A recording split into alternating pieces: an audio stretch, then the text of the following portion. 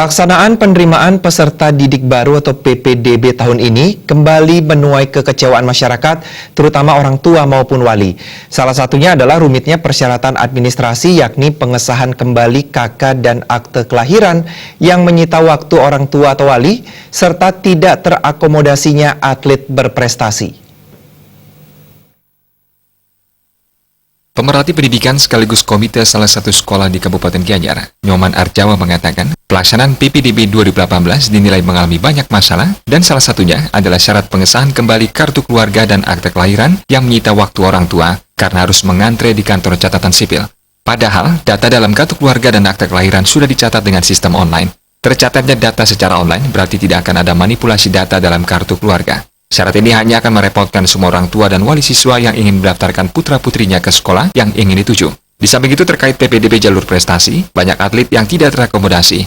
Di Kabupaten Gianyar, jalur prestasi hanya mendapatkan porsi sebanyak 5%, sementara jumlah atlet berprestasi cukup banyak.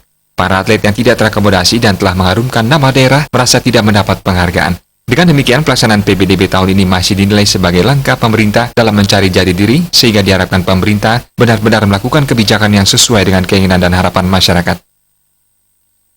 Jujur aja kami pernah jadi ketua KONI, kasihan mereka.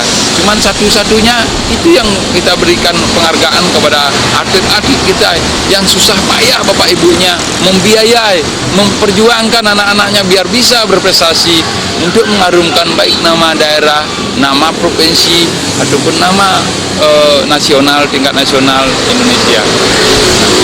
Dari pengamatan kami, PPDB yang sekarang dengan yang dulu itu kayaknya pemerintah masih mencari jati diri.